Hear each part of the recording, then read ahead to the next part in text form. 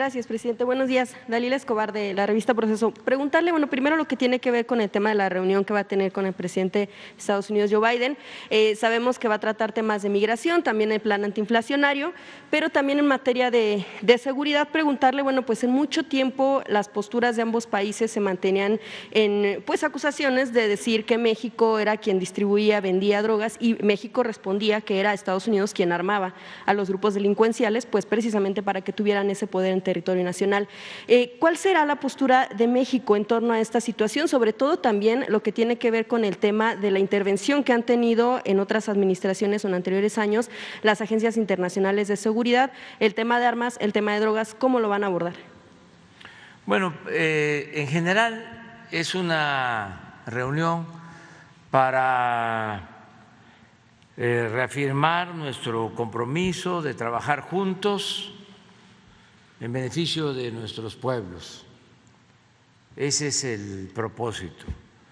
Y hay temas bilaterales como el de la migración, que tiene que ver con los programas de cooperación para el desarrollo, no solo en el caso de México, sino también el apoyo a países de Centroamérica. Vamos también a tratar el tema inflacionario, es un asunto mundial y podemos cerrar filas, trabajar de común acuerdo para controlar la inflación en Estados Unidos y en México, también con medidas bilaterales. Ese es otro tema. Lo de seguridad seguramente también se va a abordar.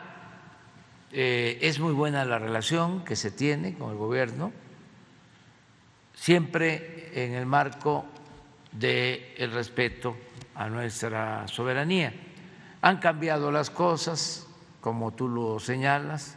Antes existía el llamado Plan Mérida. Entonces se violaba nuestra soberanía, como sucedió cuando de manera deliberada en un programa llamado Rápido y Furioso se permitió la entrada de armas de Estados Unidos. Esto en un acuerdo entre los gobiernos, y esas armas causaron daño, pérdidas de vidas humanas. Eso ya no se permite. Hay cooperación, pero se respeta la soberanía de nuestro país, y así lo ha entendido el presidente Biden. Eso tenemos que reconocerlo y agradecerlo, de modo que no tenemos ningún problema y espero que el resultado sea bueno para nuestros pueblos. Es muy importante mantener una buena relación con nuestros vecinos, mantener una política de buena vecindad. Nos unen historia, nos une una frontera de 3.180 kilómetros, nos une el tratado comercial y tenemos una relación económica muy importante. Somos segundos socios de Estados Unidos en el mundo, segundo socio comercial. Primer socio que tienen ellos es Canadá y el segundo es México. Estamos hablando de un intercambio comercial constante, permanente, y además por la crisis económica actual, por la inflación, México es un país con muchas oportunidades para la inversión y ya se está viendo que está llegando mucha inversión extranjera a México, como nunca, y se están pues fortaleciendo las relaciones económicas y comerciales con Estados Unidos. En este respeto a la soberanía que se está manteniendo o que se está buscando desde esta administración, ¿se pedirá que ya no intervengan agencias como la DEA en la tarea que le corresponde a México en cuanto a seguridad? Siguen interviniendo, nada más que ya hay una ley, hay un marco legal que se ha respetado, que se establece en esa legalidad cuántos agentes pueden estar en México, los informes que tienen que estar rindiendo a nuestro país y que pues no pueden actuar por su cuenta ni ordenar lo que el gobierno independiente, soberano de México lleva a cabo en materia de política de seguridad, porque antes intervenían en operaciones de combate a la delincuencia, tanto en labores de inteligencia como en operativos. Una vez hasta el embajador de Estados Unidos llegó a opinar luego de la detención, la captura, el asesinato de un grupo de presuntos delincuentes en Morelos, de que ellos cooperaban con la Marina porque no le tenían confianza al ejército mexicano. Yo era opositor en ese entonces y protesté. Ahí debe estar en mi Face, a lo mejor lo encuentran. Era embajador un señor de apellido hispano, cuando Calderón, Pascual, sí, y fue cuando en un enfrentamiento asesinaron a este señor Beltrán.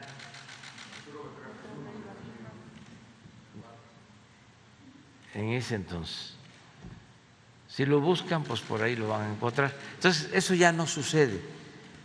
Y es muy respetuoso el presidente Biden. Siempre habla de que el trato entre México y Estados Unidos debe darse en un pie de igualdad y de respeto a nuestra soberanía. Y así lo hacen otros funcionarios. Inclusive acaba de estar el secretario de Marina del gobierno de Estados Unidos. visitó México, estuvo 2, 3 días, estuvo en Veracruz con el almirante Ojeda y hay una relación permanente, estrecha, de cooperación y de respeto. Presidente, finalmente sobre este tema, bueno, ya pasaron parte de la agenda que va a tener, solo un día, no se incluye entonces reuniones con empresarios mexicanos, como se había solicitado tal vez en un principio, y preguntar también cómo se definió o si se definió la agenda entre las doctoras Jill Jacobs y también la doctora Gutiérrez Müller en esta agenda en Estados Unidos. Sí, de acuerdo al programa, mañana llegamos a la Casa Blanca. Antes tenemos un desayuno de trabajo con la vicepresidenta Kamala Harris. Estamos con ella alrededor de hora y media y luego en la Casa Blanca ya en pareja con nuestras esposas nos encontramos con el presidente Biden, con su esposa, me acompaña Beatriz, pues ahí platicamos un momento, convivimos un momento y ellas tienen una agenda, van a una biblioteca, la esposa del presidente Biden es maestra y eso es lo que las identifica, lo de los libros, la enseñanza, la investigación. Y ya nosotros nos quedamos ahí en la Casa Blanca tratando asuntos. Y ya luego por la tarde yo tengo actividades, voy a hacer un homenaje al presidente Franklin Delano Roosevelt, que para mí es uno de los mejores presidentes que ha tenido Estados Unidos y nos trató con mucho respeto. En ese entonces que él era presidente de Estados Unidos, era presidente de México el general Lázaro Cárdenas, fue cuando se expropió el petróleo y actuó con respeto a nuestra soberanía. Y luego, pues él continuó y se declaró la guerra a los países del eje, a Alemania, a Italia, a Japón. Decidió Estados Unidos participar en la guerra y a los 5 o 6 meses México hizo lo propio, hubo una alianza, ya no estaba el presidente Cárdenas, era el presidente Ávila Camacho, pero por la guerra el presidente Ávila Camacho le pidió al expresidente Cárdenas que se hiciera cargo de la Secretaría de la Defensa Nacional, o sea que regresó. Y estaba el presidente Roosevelt y se llegaron a acuerdos muy importantes. Incluso vino de visita el presidente Roosevelt en 1943, estuvo en Monterrey, Nuevo León.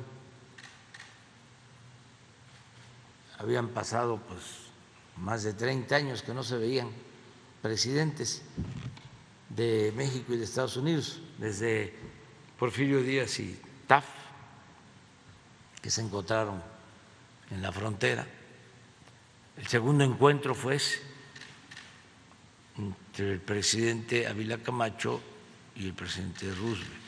Entonces, voy a estar en un homenaje al presidente Franklin Delano Roosevelt y voy a estar también en una ceremonia, un homenaje al dirigente de las causas civiles, de la igualdad, el doctor Martin Luther King, voy a estar también en su monumento para rendir homenaje. Esto mañana por la tarde. Y el miércoles vamos a tener un encuentro con empresarios de México y de Estados Unidos. ¿Mande? ¿De su gabinete quién lo acompaña? Del gabinete va la secretaria de Economía. No puede estar el secretario de Hacienda porque se está recuperando de COVID y además le deseamos que se termine de recuperar. Mandamos y le dejamos un abrazo a Rogelio Ramírez de la O. El secretario de Agricultura, porque vamos a tratar temas que tienen que ver con el sector agropecuario, y va a estar Francisco Garduño de Migración y desde luego el secretario de Relaciones Exteriores, Marcelo Ebrard. Gracias. Los empresarios que le acompañan, ¿cuáles son? Es una reunión que organizan los empresarios de México con sus instituciones, con sus asociaciones. Sí, el Consejo Coordinador Empresarial, así es, y otros empresarios. Ellos hicieron la invitación. ¿Entre ellos va Carlos Slim también? Tengo entendido que sí. Ah. ¿Cuántos son? ¿Cuántos empresarios? No sé más, es que ellos invitaron. Sí, y ¿mande? La reunión es solo con usted, no estará el presidente Biden. Sí, y con funcionarios del gobierno de Estados Unidos. Gracias, presidente. En un segundo tema, tiene que ver con lo que se presentó la semana pasada y tiene que ver con la situación de la denuncia que se presenta en contra del expresidente Enrique Peña Nieto ante la Fiscalía General de la República por parte de la UIF. Primero, bueno, pues hubo respuesta por parte del exmandatario mexicano, pues muy solemne, diciendo que pues él confía en las instituciones mexicanas y también confía, o bueno, asegura que su patrimonio es legal. Preguntarle en una primera instancia eso, si se solicitará también información o datos a la Fiscalía General de la República, si será llamado a declarar nuestro país, sobre todo porque sabemos que bueno, pues él las últimas imágenes que hemos visto es que está en España y que además bueno, pues no la pasa nada mal. Preguntarle sobre esta situación, esta respuesta que hace el expresidente y bueno, pues también porque no solamente se habló de estas operaciones que se hicieron en transferencias internacionales, sino por ejemplo con señalamientos que se le han hecho por los casos, por ejemplo, como el de Odebrecht, como casos que se han tenido también irregularidades en OHL y algunas otras situaciones en las que pues está envuelto el expresidente Peña Nieto.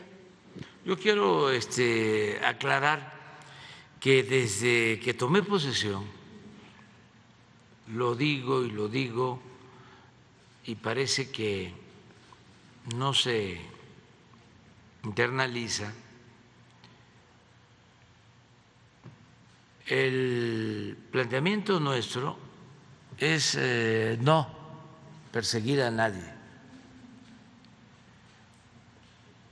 Mi planteamiento fue que viéramos hacia adelante y que empezáramos a dar el ejemplo nosotros de gobernar con honestidad y que en el caso de que nosotros cometiéramos actos de corrupción, se nos castigara, que el juicio a los expresidentes se hiciera si el pueblo lo demandaba en una consulta. Incluso dije que yo iba a votar en contra de esa consulta, porque yo estoy pensando más hacia adelante. No es mi fuerte la venganza. Y siento que lo mejor es prevenir. La justicia no solo es castigar, la justicia también es prevenir que no se cometan delitos. Y esto requiere de la participación de todos. Lo dije en mi acto de toma de posición, así con estas palabras o de manera similar, parecido. Entonces, hubo una consulta, sí, millones de mexicanos dijeron que se inicien los procesos de investigación, pero no participaron suficientes ciudadanos, no fue vinculatoria la consulta. Entonces, ya nosotros no vamos a presentar denuncias. Este asunto que se dio a conocer hace unos días es porque había ese antecedente y cuando me preguntan, pues yo no puedo mentir ni puedo ocultar nada. Por eso se da a conocer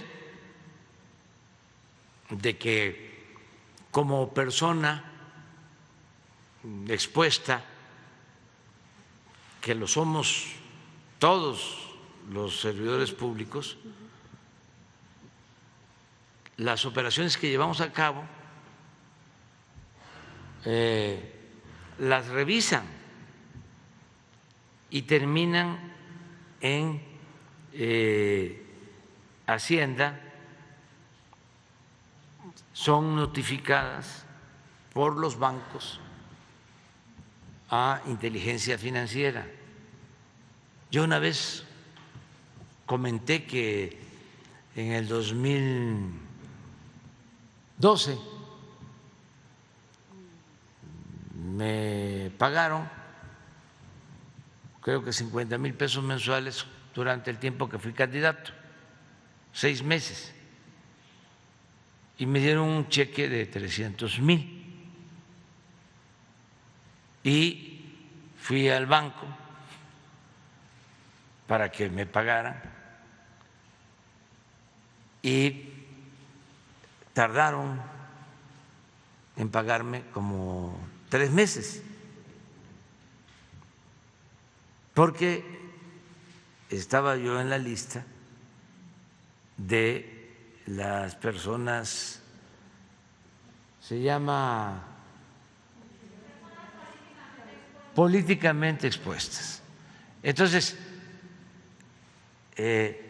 cuando Pablo Gómez me dice que existe esa investigación, ese antecedente, como me lo planteaba el licenciado Nieto, Santiago Nieto, yo les decía a la Fiscalía, a todos, porque lo tenemos que hacer de esa manera por cuestiones de principios, de convicción. Nosotros no establecemos relaciones de complicidad con nadie, pero nuestros adversarios, que tienen muy buena imaginación hasta para inventar cosas, hablan de pactos, de acuerdos. Entonces quisieran que nosotros ocultáramos información para que salga el Reforma o el Universal o el Proceso a decir se está protegiendo a el expresidente Peña Nieto. No, nosotros actuamos con transparencia y lo vamos a seguir haciendo. Es que yo hasta públicamente le agradecí y eso lo digo a los cuatro vientos, y que se oiga bien y que se oiga fuerte, al licenciado Peña Nieto, porque no se metió como lo hizo Fox y como lo hizo Calderón en la elección presidencial. Fueron a verlo los que se sentían dueños de México para pedirle que se unieran en contra mía.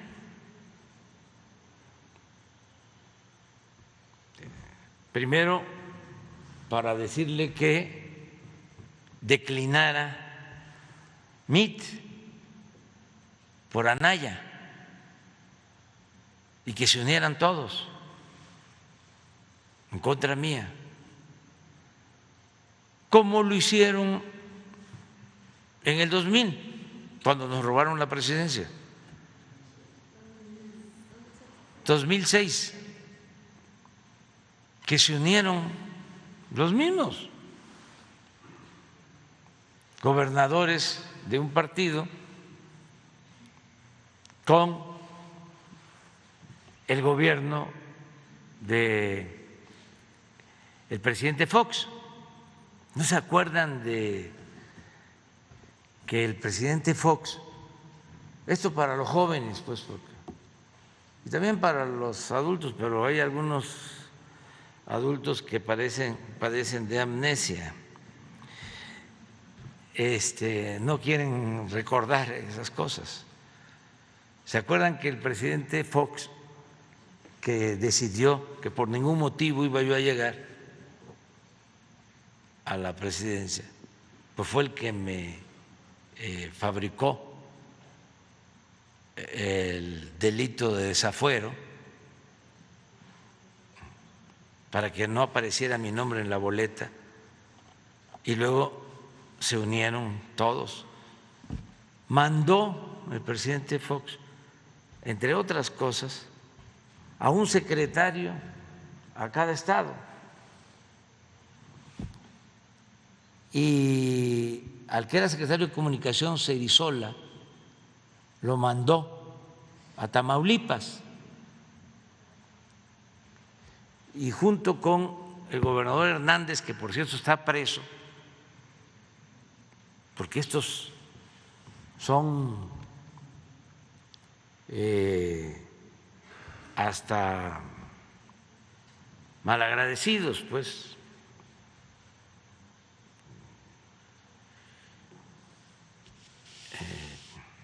chuecos, un poco lo que hace Calderón, que no habla de García Luna. Así son. Bueno, en ese entonces hay pruebas, llamadas telefónicas, en donde le habla Cerizola a Hernández y le dice: oye, muchas gracias, hasta te pasaste, y riéndose. Al día siguiente de la elección del 2006.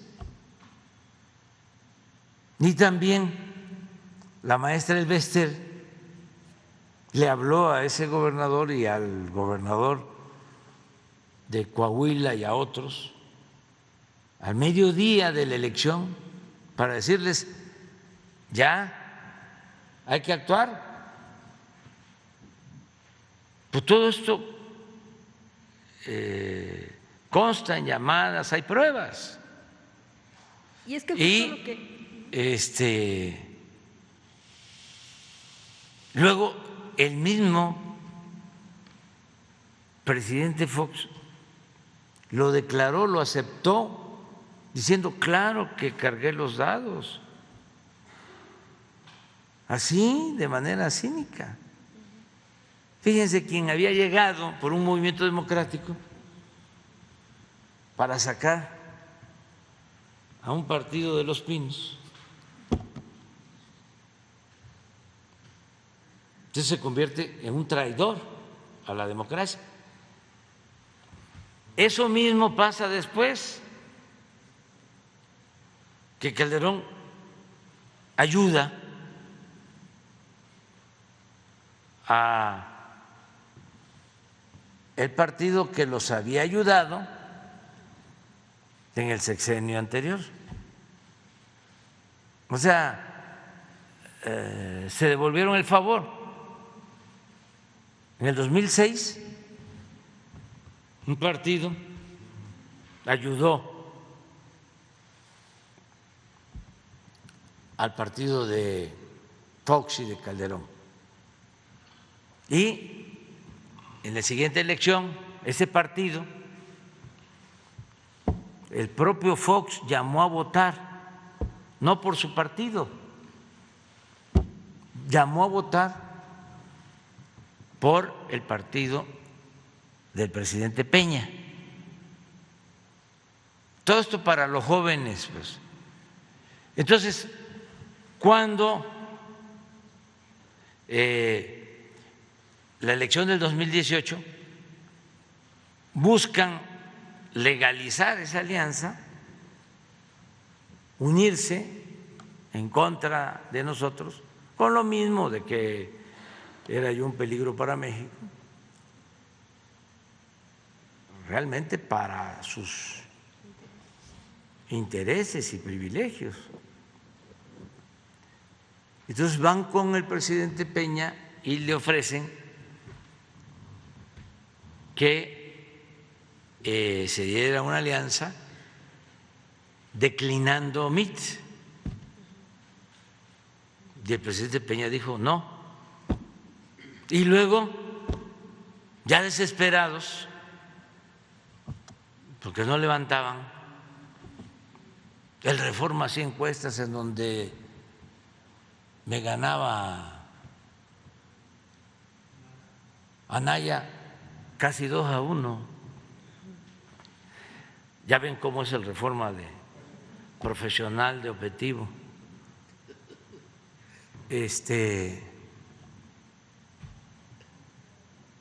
Además independiente.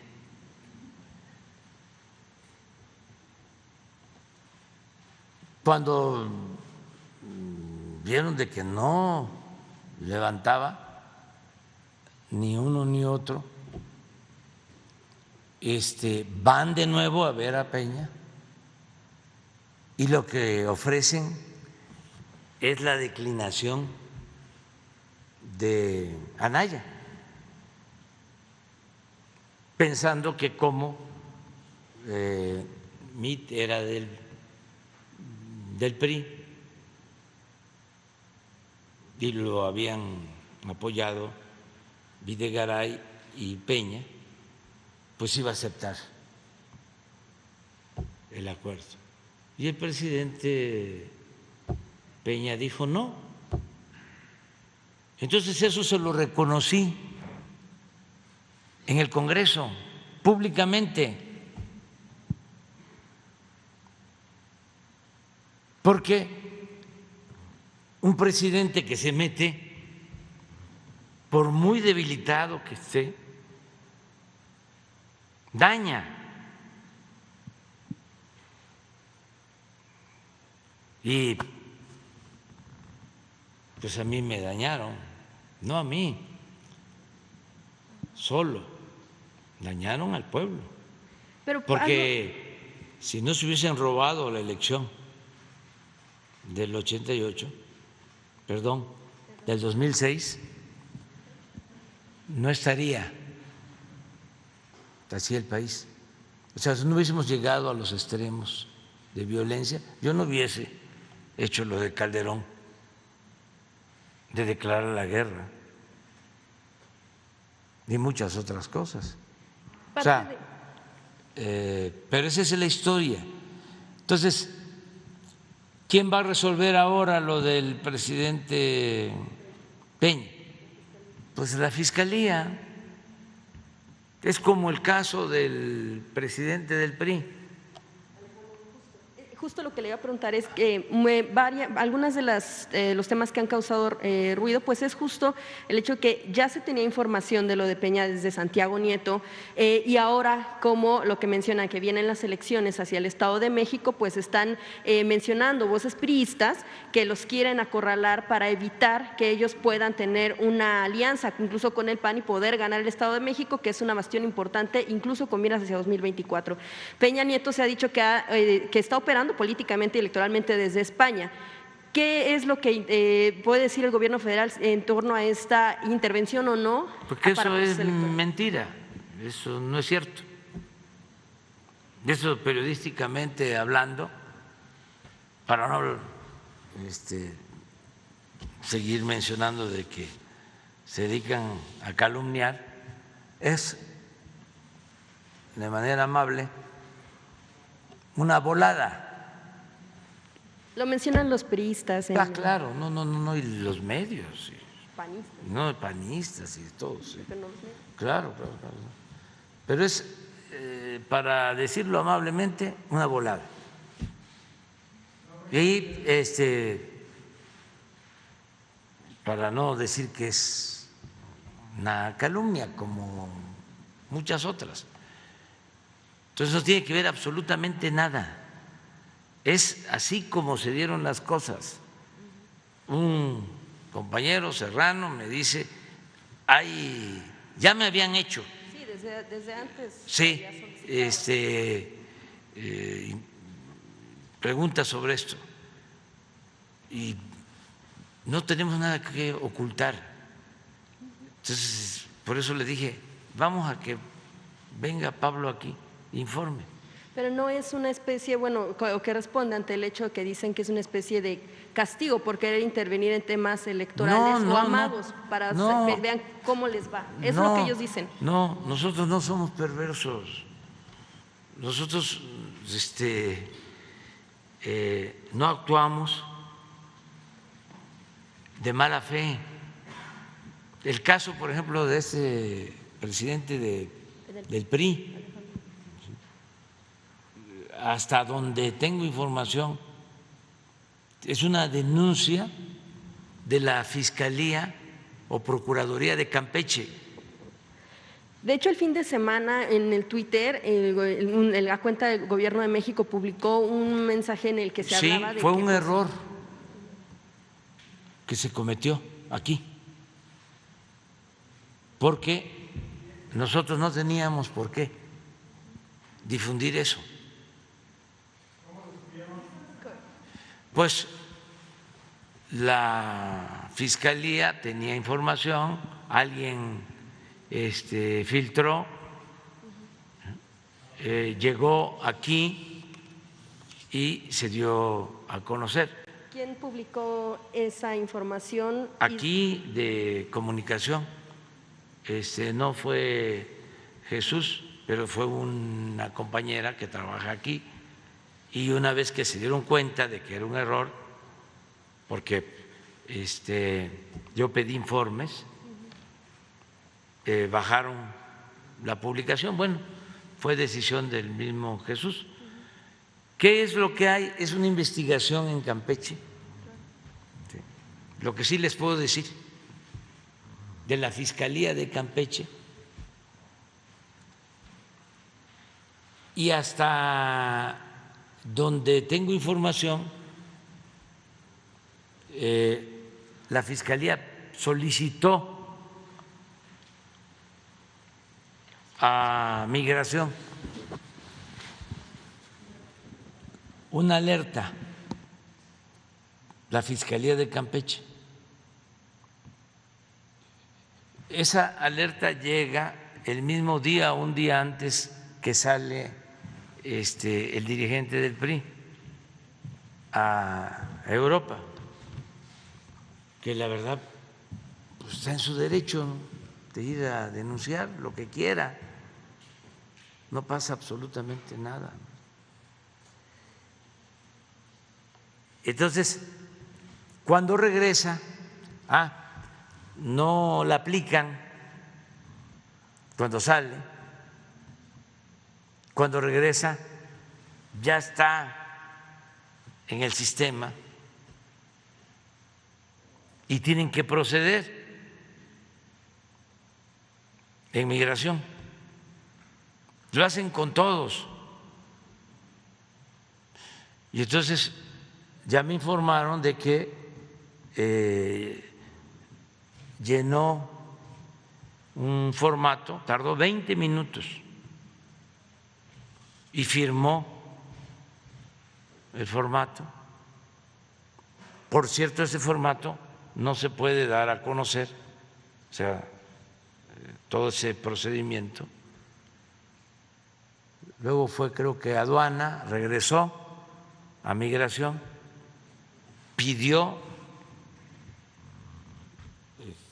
leer de nuevo el documento, estuvo de acuerdo y él salió a dar a conocer que había estado informando en migración. Entonces es un asunto de Campeche, de la Fiscalía de Campeche, es una denuncia. Eso es todo. Nosotros no promovemos estos juicios. Esto no significa que actuemos como tapadera, también que se aclare, pero no estamos nosotros promoviendo ninguna denuncia. Hay que esperar a que la Fiscalía de Campeche resuelva. En el caso de Peña Nieto, ¿no sería esperar a ver qué pasa con las elecciones de Edomex? No, eso es, la verdad,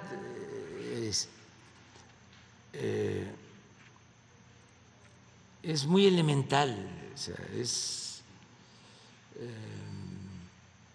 de lámpara del periodismo, pues.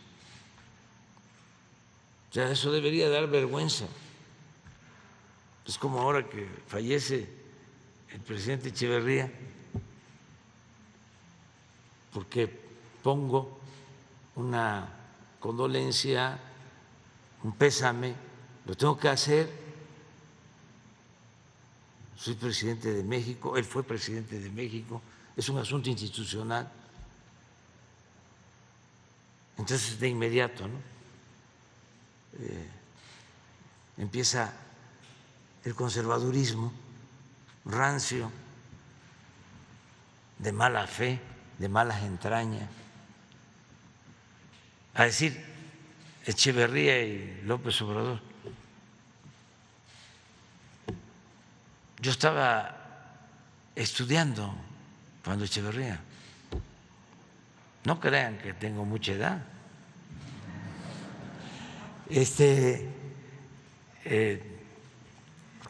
Pero pues los conservadores inmediatamente, ¿no?, buscan la relación para dañar. Yo soy Andrés Manuel López Obrador, nacido en Tepetitán, Macuspana, Tabasco. Así contestaba yo cuando me decían en el 2006, pero usted se identifica con el presidente Chávez o con el presidente Lula. Porque fíjense, en aquel tiempo el presidente Lula era más aceptado que el presidente Chávez. Estoy hablando por la ultra, los conservadores. Con el presidente Lula tenían hasta relación, hasta lo invitaban banqueros y demás a dar pláticas. Y era como un modelo a seguir en aquel tiempo. Y el presidente Chávez estaba satanizado. Y entonces me decían, para ver si podían tener seguridad, ¿no?, sobre lo que yo iba a representar de ganar la presidencia, que bueno, la gané, nada más que hubo fraude, como me dijo un campesino en ese tiempo: ganaste, pero no saliste.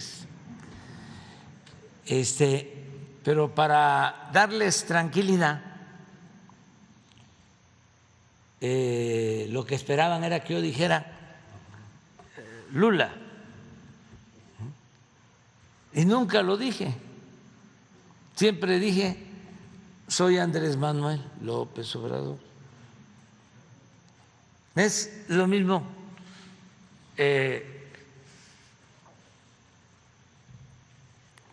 Esas comparaciones, ¿no?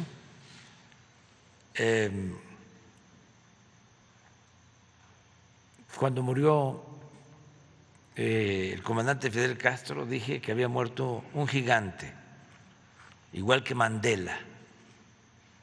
Hijo, se pusieron los conservadores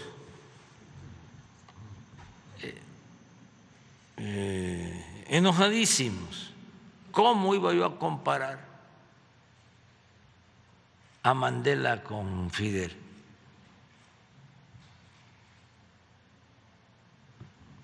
¿Y por qué?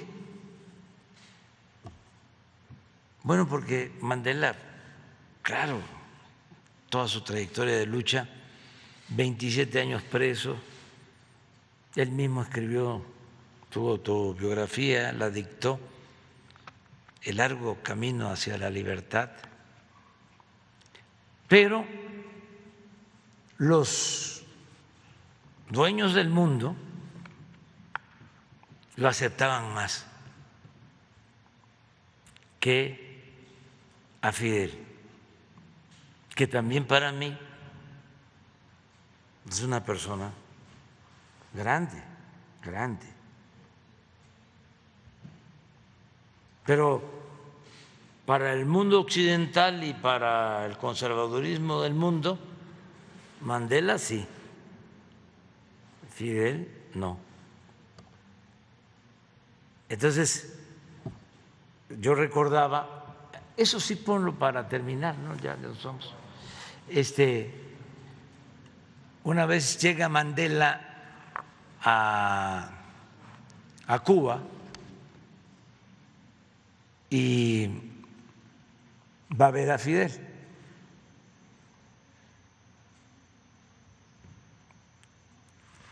A ver si está el video. Y es muy chistoso porque está Fidel esperándolo sentado y llega Mandela y parado. Creo que Fidel le dice, siéntate. Y Mandela dice, no me voy a sentar hasta que no me diga cuándo va a Sudáfrica. Ya voy a ir, chico, ya voy a ir. No, todos van.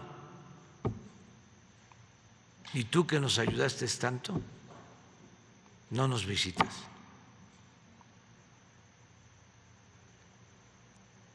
¿Ya voy a ir? No, me tienes que decir ahora.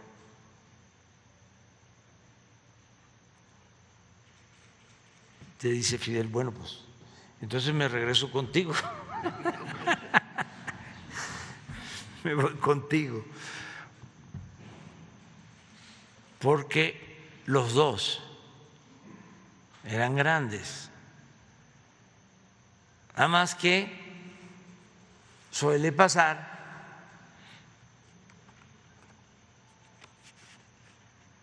de que para algunos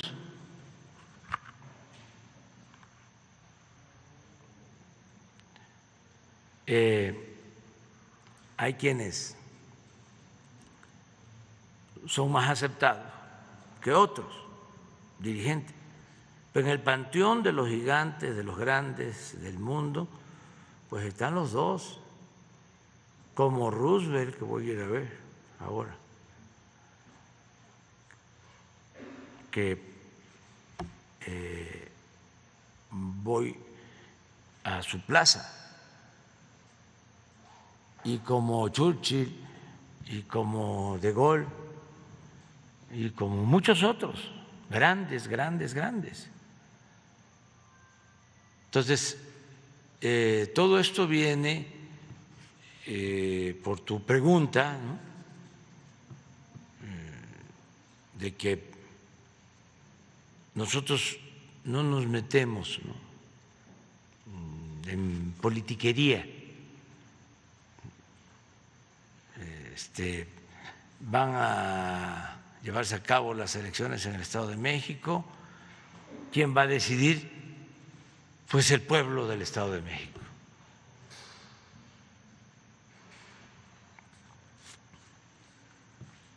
A ver, pon, que está interesante. My president. My brother. Presidente, my brother. How are you? My brother. Please. Please. Very nice to see you. Están contentos de verlo. Please sit down. Están contentos. Por favor, tenga bien Please sit down. sentarse. Please sit down. Siéntese. Now, one thing before we say anything. Una cosa antes de hablar, nada. Before we say anything, Antes de hablar absolutamente de cualquier tema, you must tell me when you are coming to South me Africa. tiene que decir cuándo viene para Sudáfrica. Lo You más see, no, pronto just a moment, posible. just a moment. No. Un momentito. Es seguro, si ya yo recibí. Moment. The sooner the better. And we have had a visit from a wide Y nos ha variety of visitado una people. gran cantidad de personas. And our friend Cuba, Y nuestro amigo Cuba, which helped us in training our people, que nos ayudó a entrenar a nuestra gente, gave us resources to que nos get dio on with our recursos, struggle, que nos ayudaron tanto en nuestra trained lucha, our people que as entrenó a nuestros doctors and so combatientes, a on. nuestros médicos. You have not come to our country. Cuba no ha venido a visitarnos, usted no ha ido a visitarnos. When are you coming? ¿Cuándo viene?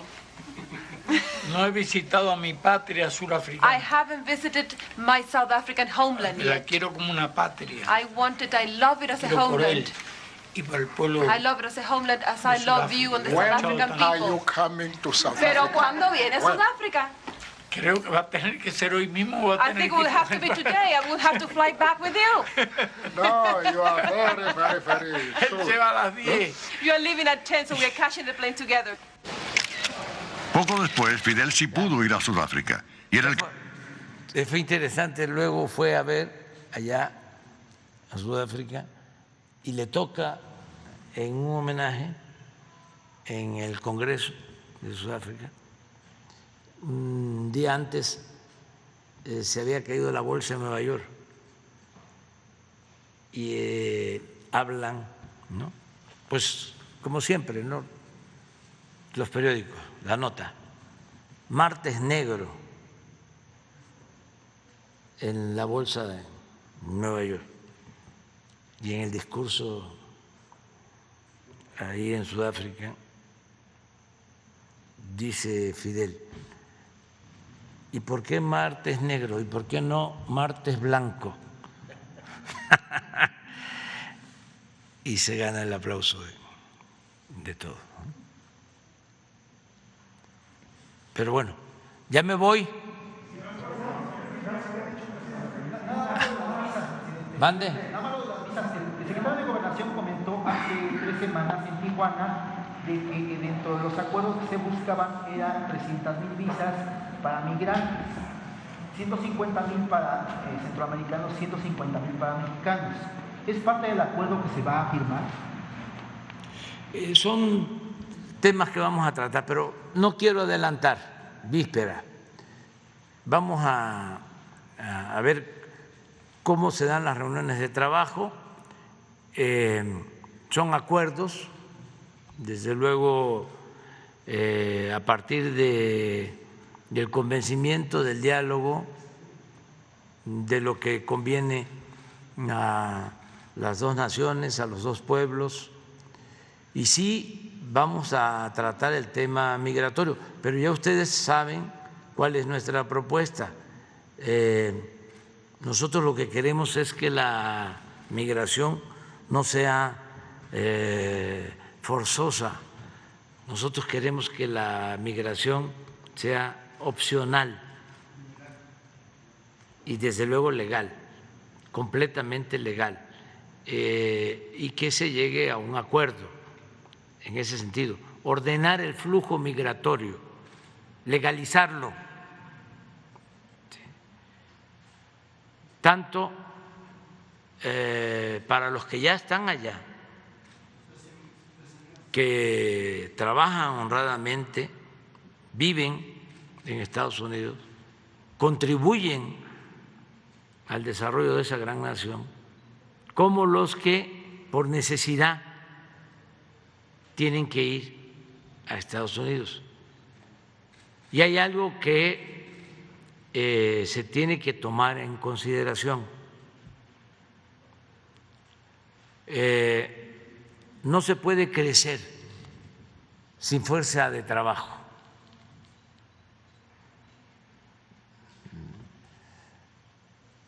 La mano de obra,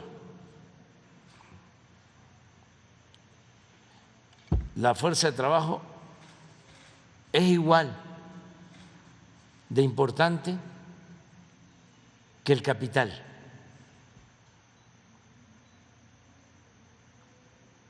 O que la actividad de una empresa. Entonces, si queremos enfrentar la crisis económica, tenemos que producir. La inflación puede originarse circunstancialmente por la pandemia, por la guerra, pero en lo estructural tiene que ver con la falta de producción. Entonces, ¿cómo se produce si no hay fuerza de trabajo? ¿Por qué negar que hace falta fuerza de trabajo, que hacen falta trabajadores? Entonces, esto mismo sucedía cuando el presidente Roosevelt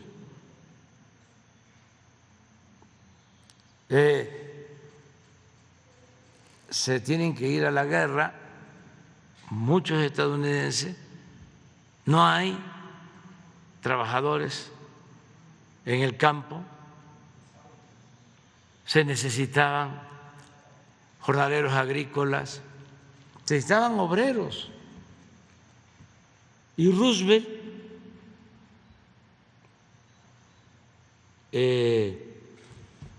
acepta esa realidad, porque desde entonces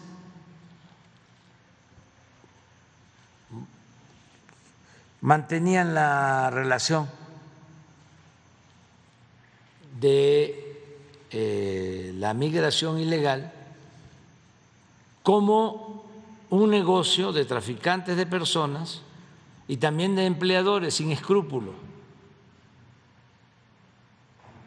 que podían tener indocumentados porque les pagaban menos o porque los podían correr cuando quisieran.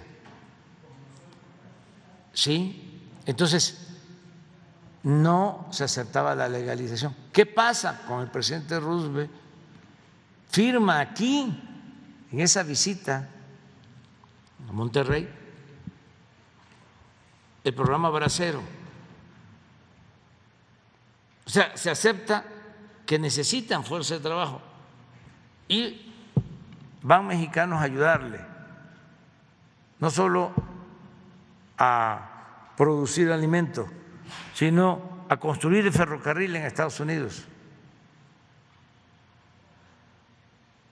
Son otros tiempos, pero hay circunstancias parecidas. Entonces, ¿por qué no dar ese paso? Que van a dar el grito en el cielo, van a poner el grito en el cielo los conservadores. Y es como si yo aquí no hiciera nada, no cambiáramos el horario de verano porque ponen el grito en el cielo los financieros, o no ayudáramos a los pobres porque los conservadores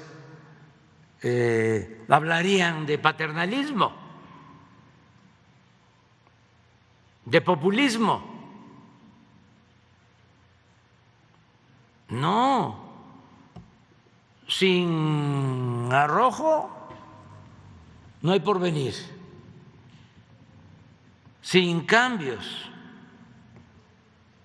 de fondo no se resuelven los problemas. Se requiere transformaciones.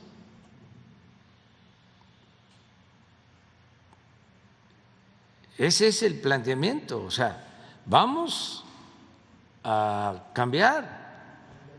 Y que no acepta Rubio, ¿cómo se llama?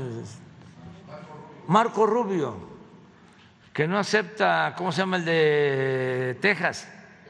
Ted Cruz, o el gobernador de Texas.